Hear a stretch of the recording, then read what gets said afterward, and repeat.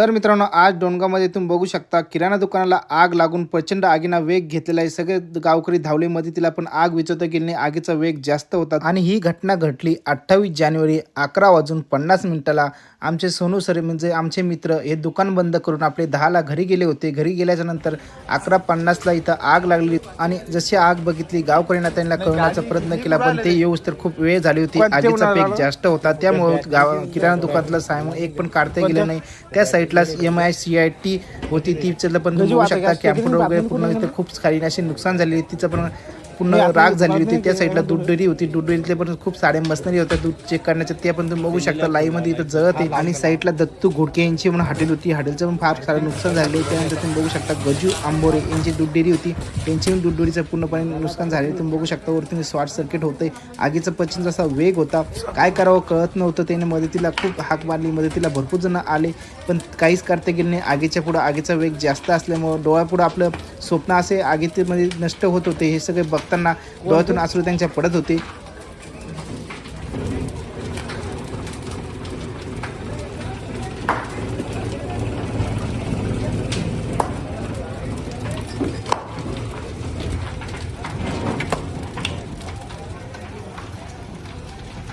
आणि आगीचा प्रचंड वेग बघताना इथे कॉल केला होता गाडी गाडी बोलली होती आग विझवण्यासाठी. अग्निशमन मात्र तुम्ही बघू शकता.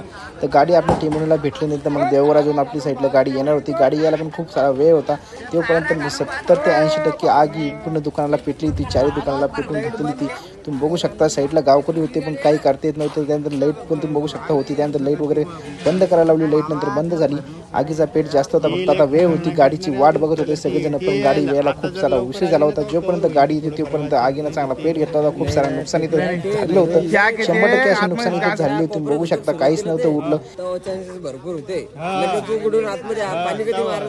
आता ते ना स्वार सारखं चालतं नेमकं पॅक येते का मग स्वार सारखं चालतं. काय झालं काय मी बोललो ना ते आता कधी पाठवते काय म्या म्हणलं तू काय आणून लावला पाहिला फोन आणून माग मी अरे त्या टाक्या तरी अरे ते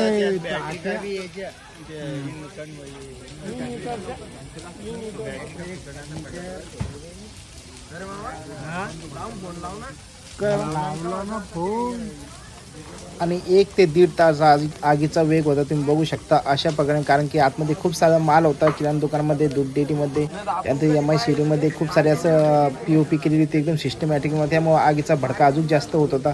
तो किराणा दुकानामध्ये पण तुम्ही बघितलं असं काय सामान राहते, त्याच्यामुळे पण आग जास्त भडकत होती.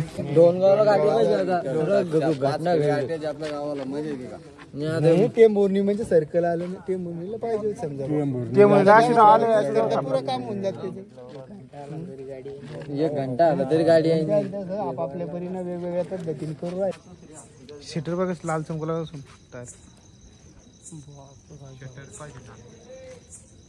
डायरेक्ट लाल झालं बघ.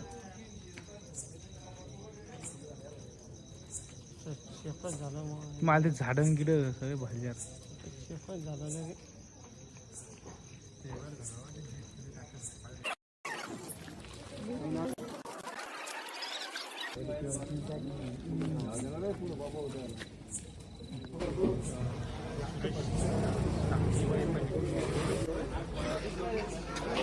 आणि इथं पोलीसची गाडी पण आली होती राऊंडला. तुम्ही बघू शकता रात्रीचा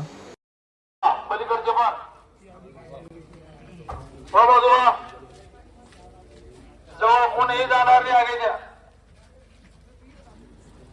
मागवा बिलकुल.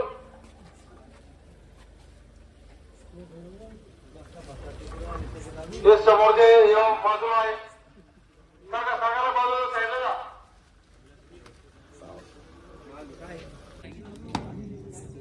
आणि फायनल तुम्ही बघू शकता इथे 1.5 तासानंतर इथं गाडी आलेली होती आग विझवण्यासाठी. व आग विझवण्यासाठी गाडी आलेली होती, तोपर्यंत आगीनं खूप सारा पेट घेतला होता व काहीच आता उरलेलं नव्हतं. आग विझवणे फक्त आपल्या हातात काही उरणार नव्हती, अपेक्षा माहिती होती, पण आग विझवणं पण गरजेची होती. त्यानंतर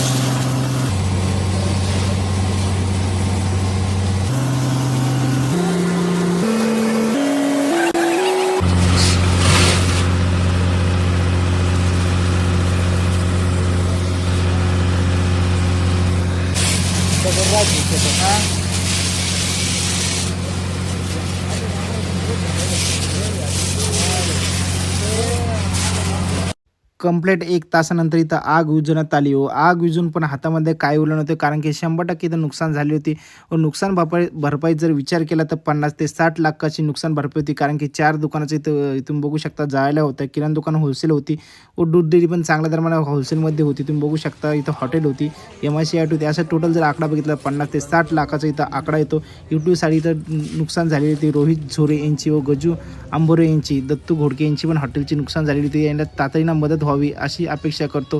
तर मित्रांनो, अशी दुर्घटना कोणासोबत होऊ नये. तुम्ही बघू शकता काहीच इथं उरले नाही, स्वप्नपूर्ण राख झालेले.